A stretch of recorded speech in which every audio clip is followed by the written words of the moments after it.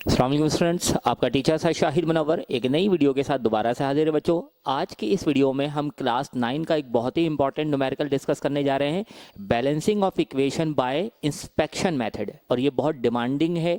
बहुत सारे स्टूडेंट ने मुझे फेसबुक में या मेरे यूट्यूब चैनल पे कमेंट में कहा कि उन्हें ये वीडियो समझना है, तो इसलिए ये वीडियो उनकी डिमांड पर बनाई जा रही है। अच्छा, इसमें भी जो न्यूमेरिकल मैंने आज इक्वेशन सेलेक्ट की है, वो इक्वेशन बहुत मोस्ट इंपॉर्टेंट है। 2023 मॉडल पेपर 2022, 2010 और 2006 में आ चुका है ये equation, same as it is.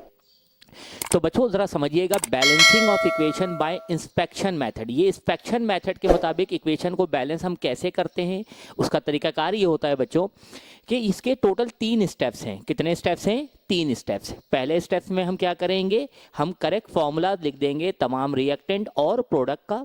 और दूसरे स्टेप में हम क्या करते हैं, नंबर ऑफ एटम जो गिवन इक्वेशन है उसके मुताबिक उसको देखते हुए नंबर ऑफ एटम्स लिखते हैं ईच साइड, दोनों तरफ, रिएक्टेंट के हवाले से भी और प्रोडक्ट के हवाले से भी। और तीसरे स्टेप में हम क्या करते हैं, इक्वेशन को बैलेंस करने की कोशिश करते हैं।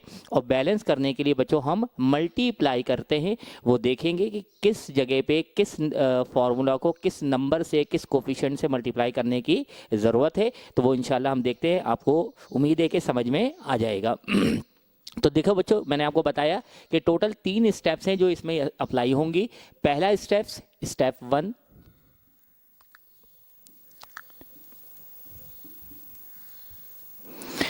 स्टेप 1 होगा बच्चों, मैंने जैसे कि कहा था कि right the correct formula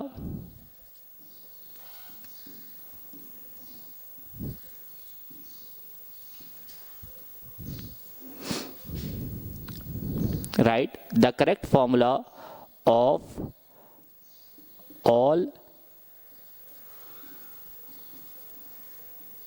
reactants and products।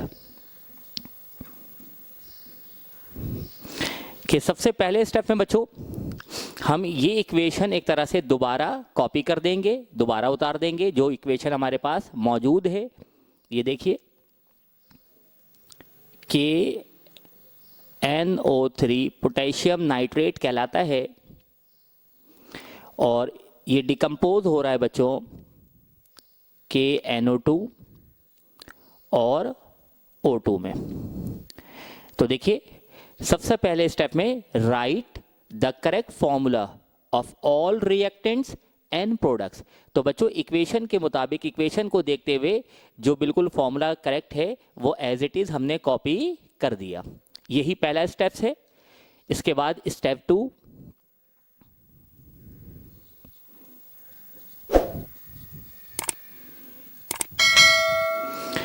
इस स्टेप में बच्चों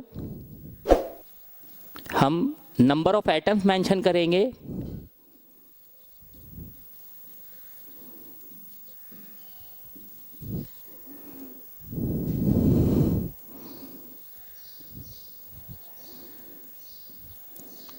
ऑन ईच साइड।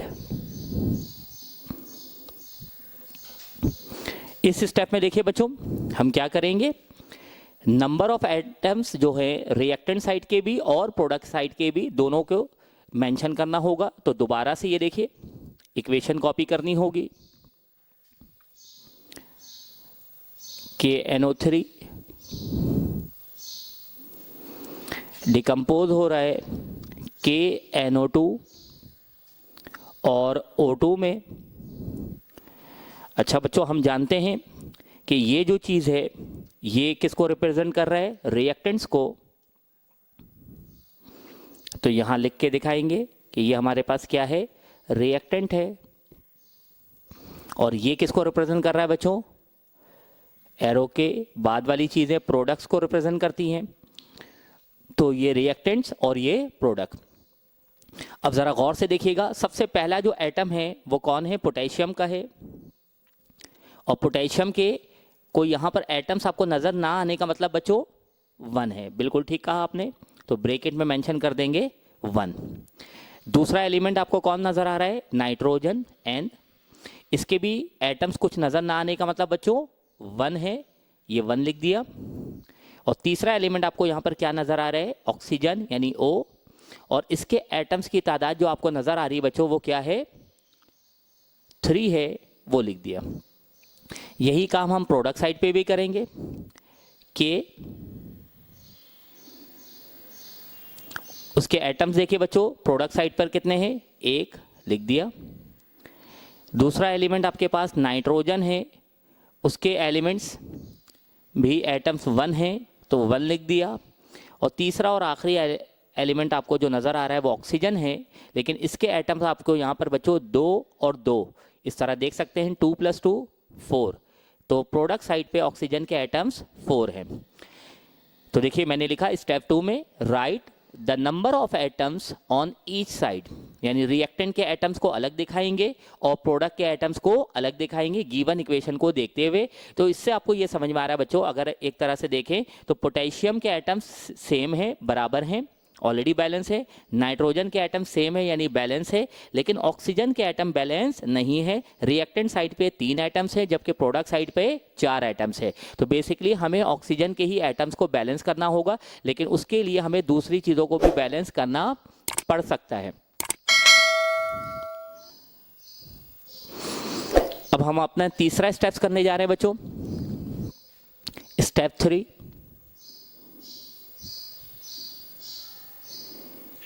अब हमें क्या करना है, इसको बैलेंस करना है। तो बैलेंस करने के लिए बच्चों हमें क्या करना होगा, मल्टीप्लाई करवाना होगा कोफिशिएंट से। तो कोशिश ये होती है कि जो ऑड नंबर है वो इवन में कन्वर्ट हो जाए। यहां पर देखिए ऑक्सीजन क्या है, ऑड नंबर में। अगर फर्ज करें मैं यहां पर इस पूरे पोटेशियम नाइट्रेट को KNO3 को इवन नंबर में कन्वर्ट करने के लिए 2 से मल्टीप्लाई कर दूं तो 2 3 ज़ा 6, तो लेकिन नतीजा क्या होगा कि जब ये 6 तो हो जाएगा, ये तो इवन नंबर में कन्वर्ट हो गया, मगर पोटेशियम के एटम भी 1 के बजाय 2 हो जाएंगे, नाइट्रोजन के एटम भी 1 के बजाय 2 हो जाएंगे। तो उसको बैलेंस करने के लिए अगर मैं यहाँ पर KNO2 को भी 2 से मल्टीप्लाई कर दूं तो पोटेशियम के एटम 2 और नाइट्रोजन के एटम 2 और इस तरह ऑक्सीजन के एटम भी 6 होकर बैलेंस हो जाएंगे। तो बच्चों स्टेप 3 में लिखना पड़ेगा, टू बैलेंस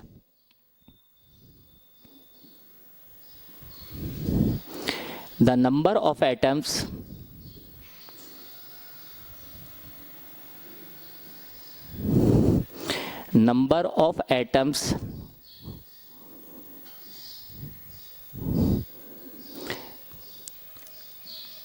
multiply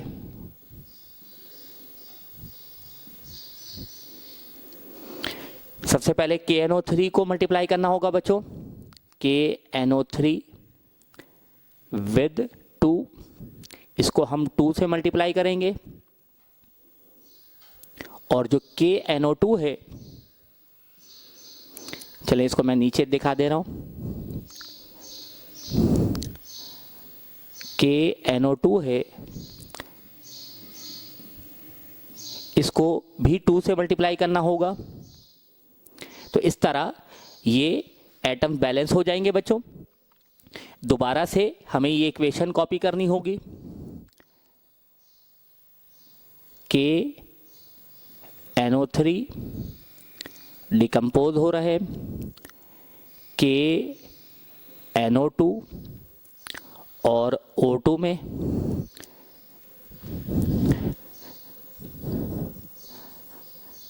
यहाँ थोड़ी सी स्पेस रख लेते हैं, KNO2 + O2, ठीक है। दोबारा से बच्चों ये लिखना पड़ेगा कि KNO3 किसको रिप्रेजेंट कर रहा है, रिएक्टेंट्स को, और ये किसको रिप्रेजेंट कर रहा है, ये साइड प्रोडक्ट्स को। और बैलेंस करने के लिए हमने देखा KNO3 को किससे मल्टीप्लाई करेंगे, 2 से, तो ये देखिए यहाँ पे 2 लिख दिया। और KNO2 को भी किससे मल्टीप्लाई करेंगे, 2 से। तो बच्चों अब इसको चेक कर लेते हैं कि बैलेंस हुआ है या नहीं।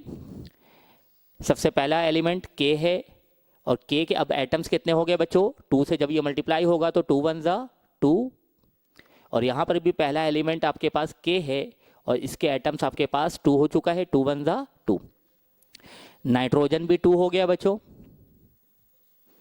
और यहाँ पर भी नाइट्रोजन 2 हो गया। उसके बाद ऑक्सीजन देखिए 2 3 ज़ा 6, यहां पर देखिए 2 2 ज़ा 4, 4 + 2 6। तो बच्चों अगर आप चेक करें कि पहले पोटेशियम नाइट्रोजन ये दो एलिमेंट्स के एटम तो बैलेंस थे, लेकिन ऑक्सीजन बैलेंस नहीं था। लेकिन जब से ही हमने इसको मल्टीप्लाई किया तो इस तरह से पोटेशियम, नाइट्रोजन और ऑक्सीजन तीनों एलिमेंट्स के एटम्स अब क्या हो गए, बैलेंस हो गए हैं। तो बस यहां पर अब आप क्या करेंगे, रिजल्ट की एक हेडिंग डालेंगे।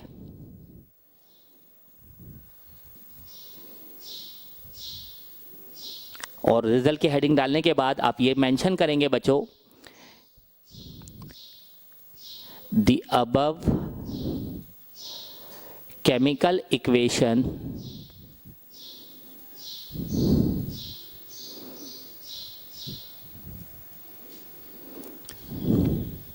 Is now balanced. के ऊपर वाली जो इक्वेशन है, जो हमारे पास गिवन इक्वेशन थी बच्चों, वो अब क्या हो गई है, बैलेंस हो गई है। तो मैंने आपको जैसे बताया था इंट्रोडक्शन में, टोटल 3 स्टेप्स। पहला स्टेप्स क्या होगा, right the correct formula of all reactants and products. तो बच्चों आसान लफ्जों में जो इक्वेशन गिवन होगी वो एज इट इज कॉपी कर देंगे, इसके अलावा कुछ नहीं करना।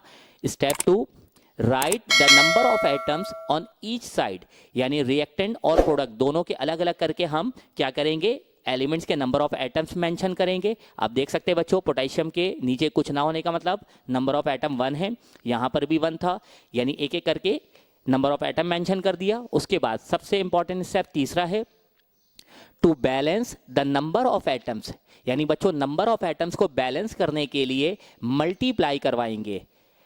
इस केमिकल फॉर्मूला को हमें ज़रूरत थी 2 से मल्टीप्लाई करने के लिए, तो 2 से, और फिर दूसरा वाला जो KNO2 है उसको भी 2 से मल्टीप्लाई करने की ज़रूरत थी, तो 2 से मल्टीप्लाई करवा दिया। तो मेंशन कर दिया बच्चों वर्डिंग्स में कि to balance the number of atoms multiply KNO3 with 2 and KNO2 with 2, दोनों को 2 2 से मल्टीप्लाई करेंगे बच्चों। तो जैसे ही 2 से मल्टीप्लाई किया, आप देख सकते हैं कि रिएक्टेंट साइड के और प्रोडक्ट साइड के टोटल जो नंबर ऑफ एटम्स है वो बैलेंस हो गए। पोटेशियम के एटम भी बैलेंस, नाइट्रोजन के एटम भी बैलेंस और ऑक्सीजन के एटम भी बैलेंस हो गया है। तो बस रिजल्ट मेंशन करेंगे और हम कहेंगे कि the above chemical equation is now balance, कि हमने इस तरह जो इक्वेशन गिवन थी उसको हमने बैलेंस कर दिया है। तो बच्चों मैंने कोशिश की बहुत आसान अल्फाज में हर स्टेप को समझाकर बताकर आपको आसान बना दिया जाए।